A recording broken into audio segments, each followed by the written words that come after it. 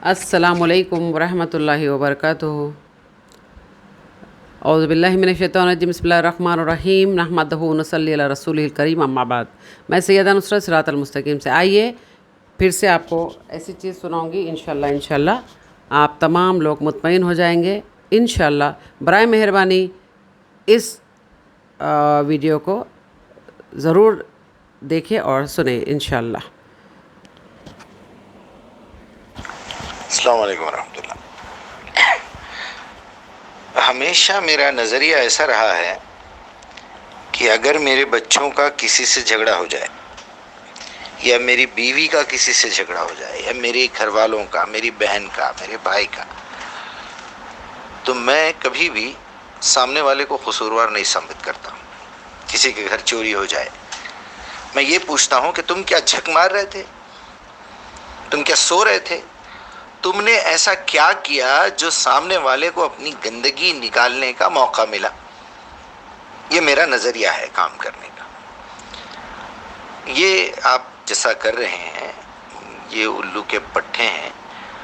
اس نالائق کو جو جواب دینا چاہیے وہ آپ یہ جواب دیجئے کہ ارے بیوقوف، تو جب قرآن کا انکار کر رہا ہے کہ اللہ کی کتاب نہیں ہے، محمد الرسول اللہ صلی اللہ علیہ وسلم کو اللہ کا رسول ماننے کے لیے تیار نہیں ہے، تو پھر گلا کیا ہے تیرا؟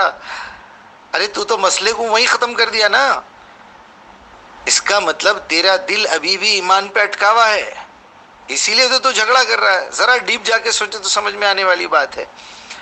ارے نالائق، تیری عقل پہ تو اتنے بڑے بڑے پتھر پڑے ہوئے ہیں کہ اللہ تیری زبان سے خود ہی تیری ذلت کروا رہا ہے۔ تو خود اپنی ہی گندی زبان سے یہ بول رہا ہے کہ خود اللہ قرآن میں فرما رہا ہے من یہدہ اللہ فلا مضل لہ ومن یضلل فلا ہادی لہ۔ افسوس تو مجھے اس نالائق پہ آ رہا ہے جو اس کے ساتھ ڈیبیٹ کر رہا ہے۔ اس الو کے پٹھے کو تو وہ آیت بھی یاد نہیں ہے، الہاکم التکاثر حتی زرتم المقابر، کلا سوف تعلمون ثم کلا سوف تعلمون کلا لو تعلمون علم الیقین لترون الجحیم ثم لتسألن یومئذ عن النعیم۔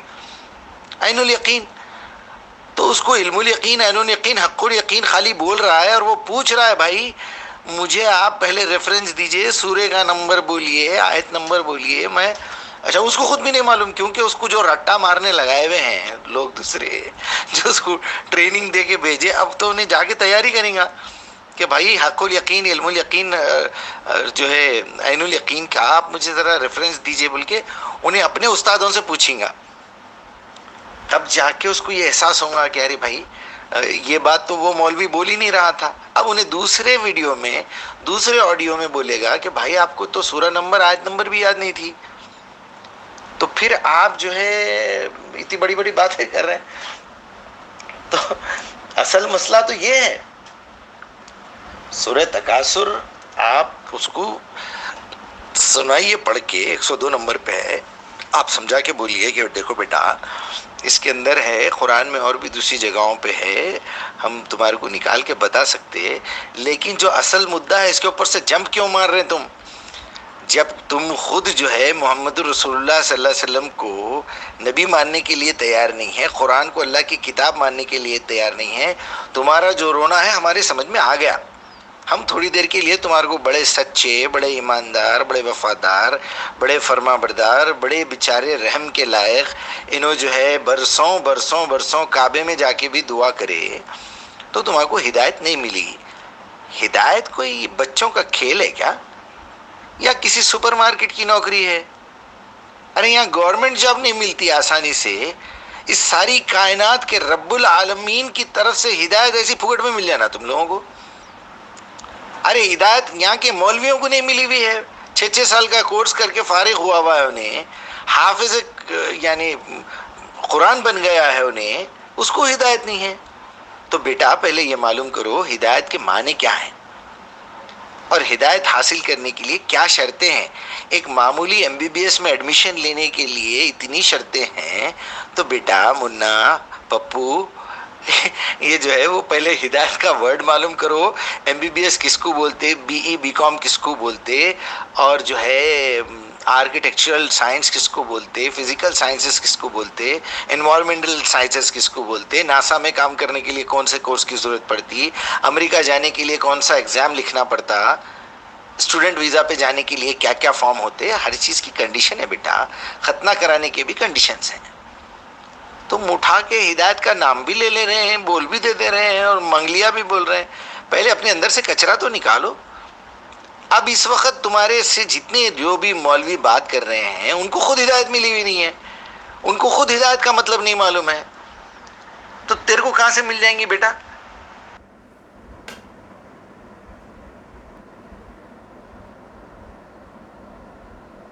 بسم اللہ الرحمن الرحیم.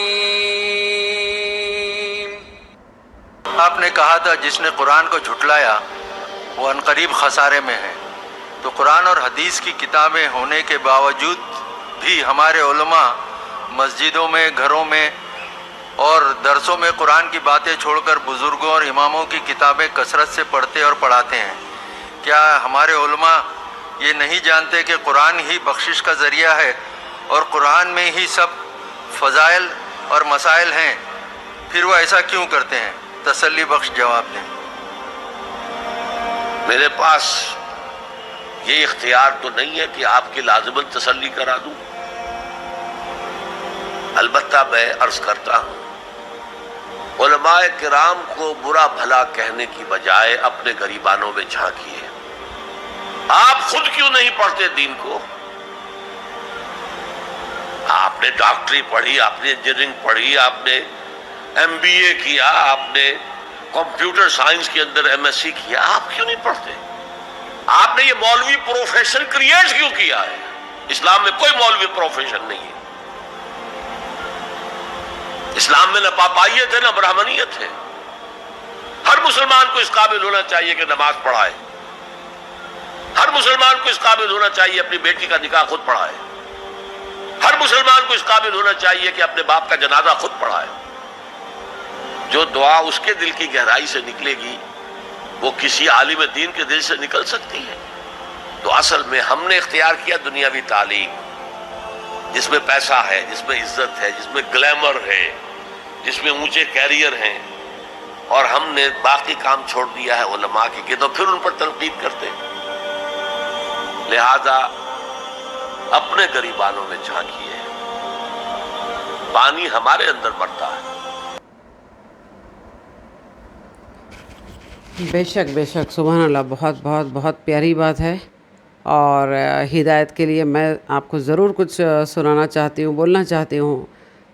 جب میں نے دین و اسلام کا کام شروع کیا تھا تو بخوبی اللہ سے میں نے بہت گڑ گڑا کے رو کے دعا کی تھی کہ اللہ میں دین و اسلام کا کام کرنا چاہتی ہوں اور میں خود قرآن مجید سیکھنا چاہتی ہوں اور باضابطہ ترجمہ اور اس پر عمل کروں میں اور آگے پھیلاؤں. اور جو شرک آج ہو رہا ہے، آگ جیسا پھیل رہا ہے، اس کو میں برابر روکنے کی کوشش کروں گی جتنی میری اوقات ہے، جتنی میری ہمت ہے.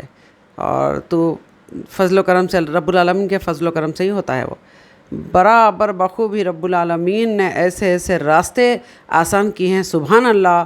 اور ایسی میری حفاظت رب کرتا ہے سبحان اللہ.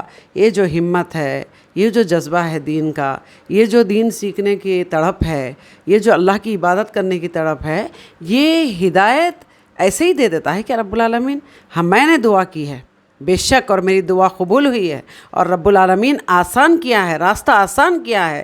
قرآن مجید بہت ہارڈ ہے بولتا ہے نا، یہ بہت آسان ہے.